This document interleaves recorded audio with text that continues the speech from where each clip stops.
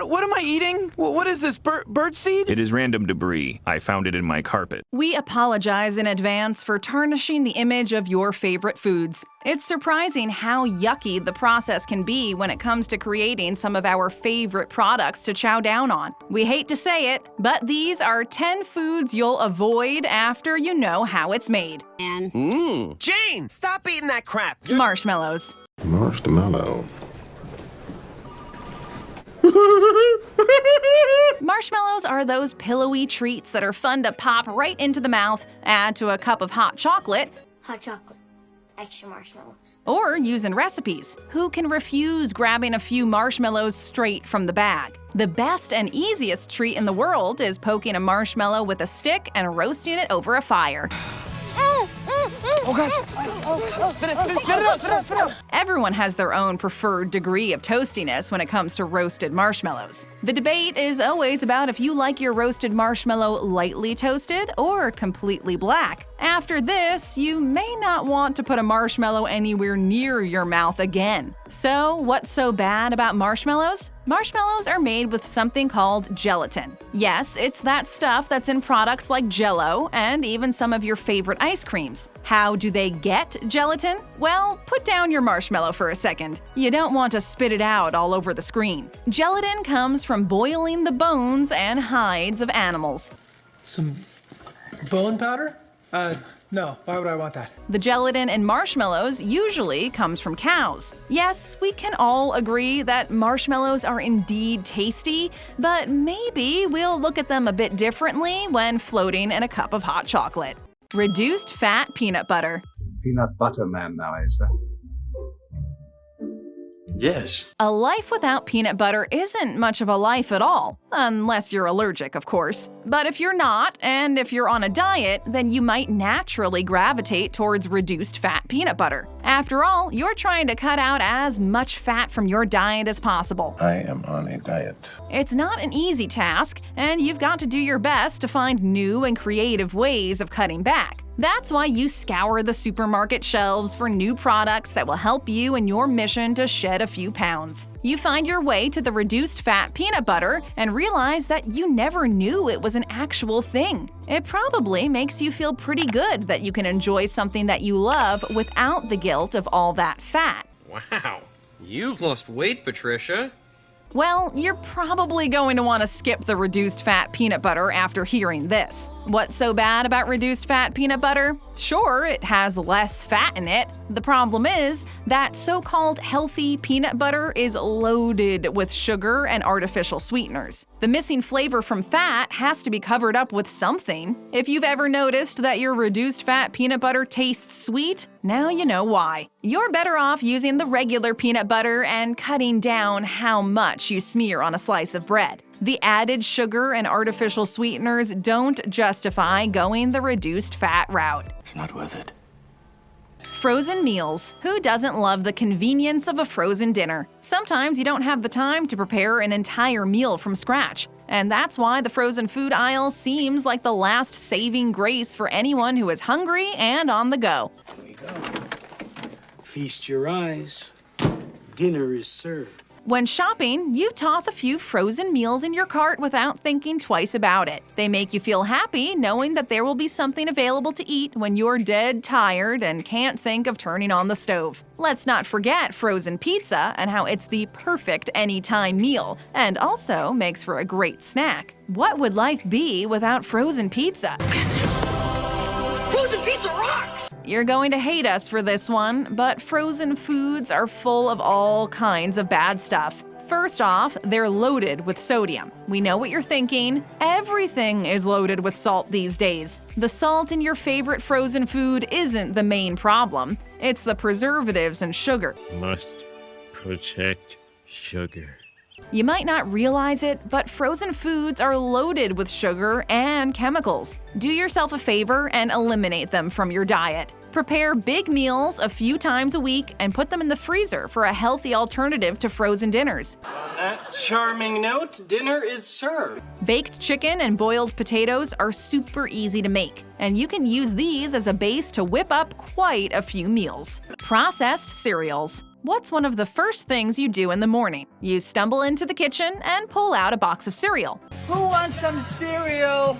Yeah! You then grab the milk from the fridge and begin pouring it into your bowl. The entire process of making breakfast takes all of about 30 seconds if you're still drowsy. You munch on the cereal while checking your Facebook timeline and wonder why the weekend can't get here any faster. Are you the type who drinks the milk straight from the bowl once the cereal's all gone? If so, then you guzzle down the now sweetened moo juice and off you go. Anyway, I need to go. But your morning routine is forever going to change after this. You probably already know that your favorite breakfast cereal is full of sugar. If it isn't, then you probably add a few heaping tablespoons of sugar to it anyway. Breakfast cereal was designed for children, and that's why it tastes so good. The people who created cereal, so sweet a spoonful would give you cavities, must not really like kids to promote such a thing to them. Anyway, there's also not much in terms of vitamins and anything else healthy in cereal. Cook up some oatmeal a few times a week and toss it in the refrigerator and microwave it before going to work. You'll find that oats will stick to your ribs longer and make you feel less hungry throughout the day. I'm not hungry. Bottled water. Bottled water used to be only for the rich and famous. Why in the world would you pay for water when it comes out of your faucet? Did you know that the soda companies make more money selling bottled water than they do that sugary, bubbly liquid we all know and love? I mean, I'm good with just like soda or water. It's true, and people all over the world are draining bottle after bottle of water all day long. Some people never drink the water that comes out of the faucet anymore. Yeah, we have out of the faucet. Like from a hose?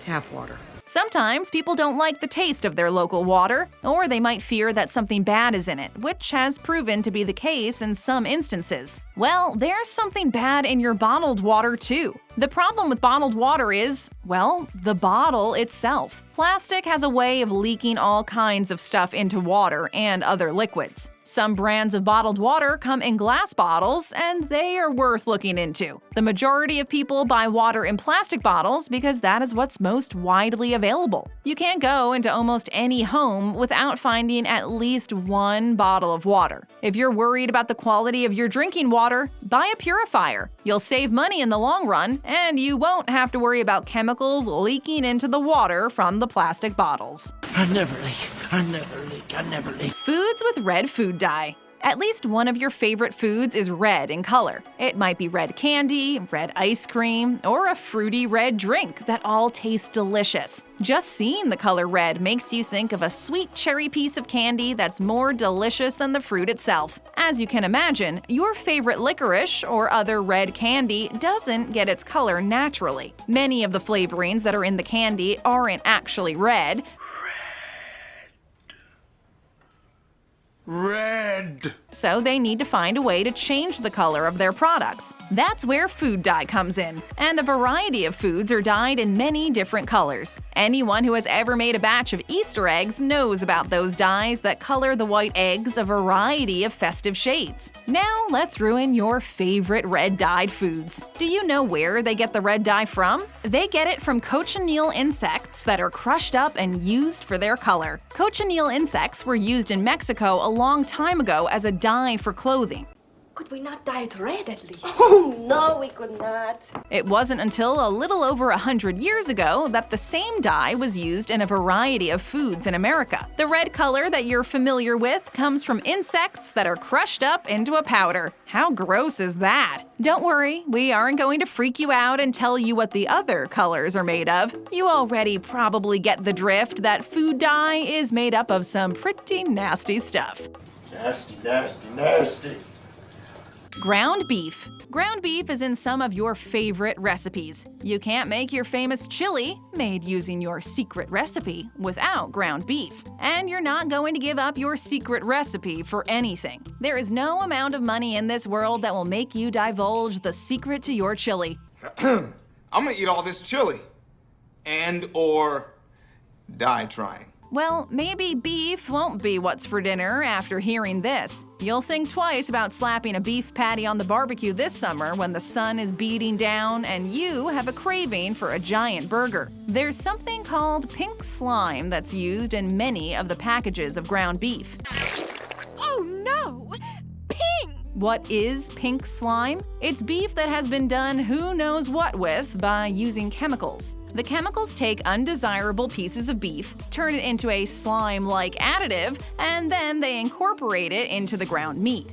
But the secret ingredient in the beef is beef? Think of it as big business's way of making sure none of the cow goes to waste. How can you avoid buying ground beef with pink slime in it? Buy ground beef at a butcher or supermarket where they grind their own meat. If you ask them nicely, they might be willing to grind you up some chuck steak or another cut at no additional charge. No charge? Pop-Tarts. Oh, baby, you're like a Pop-Tart. Hot and sweet. Anyone who has kids knows that it's almost impossible to get them to eat breakfast. You spend so much of your time and energy begging them to eat something before they walk out the door. No child can learn on an empty stomach. Admit it, parents, you eat Pop-Tarts too for breakfast. You grab one while you're heading out the door along with your travel mug full of coffee. No matter if you're walking to the bus stop or driving to work, the coffee and Pop-Tart will be gone by the time you get where you need to be. Pop-Tarts taste great and come in a variety of flavors that are sure to appeal to even the pickiest of eaters. I don't feel much like eating right now. Why are Pop-Tarts such a hit with everyone? Well, it's because they're loaded with sugar, of course. Uh-oh, sugar crash. I can't hold on anymore. Look at the first few ingredients of Pop-Tarts, and you'll see quite a few different types of sugar. Your body is programmed to like anything sweet, and there's plenty of sweetness in every Pop-Tart. While it's good that you and the kids are eating breakfast, it's not so good that what you're putting in your body is a bag of sugar. Breakfast is the most important meal of the day, and it's a huge mistake to flood yourself with sugar so early in the morning. Artificial sweeteners. What we got is a bag of artificial sweetener.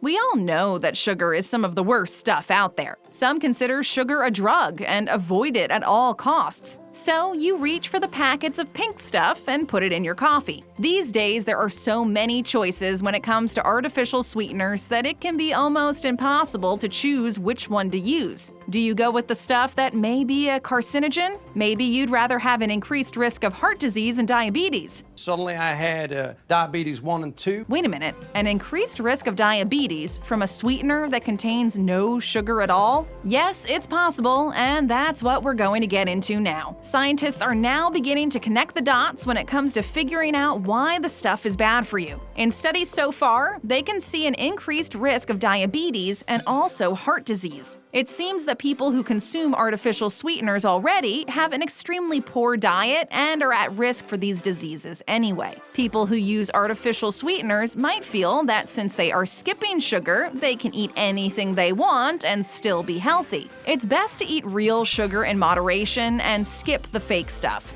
Due to health reasons, some people might not have a choice. All those who do have a choice, make the right decision and eat sugar sparingly, and stay far away from anything with artificial sweeteners in it. Just stay away. Wine.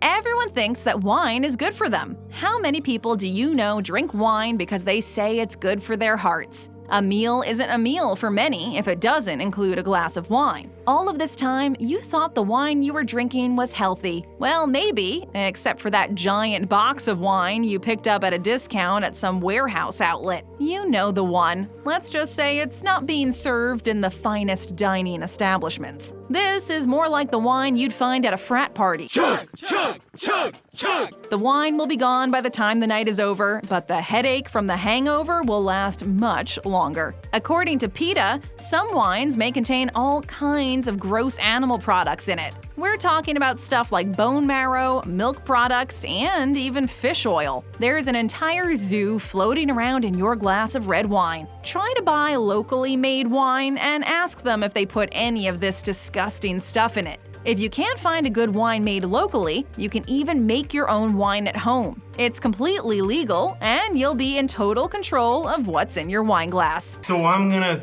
take control. Tap on another great video, and for all our subscribers, thanks, and be sure to ring that notification bell.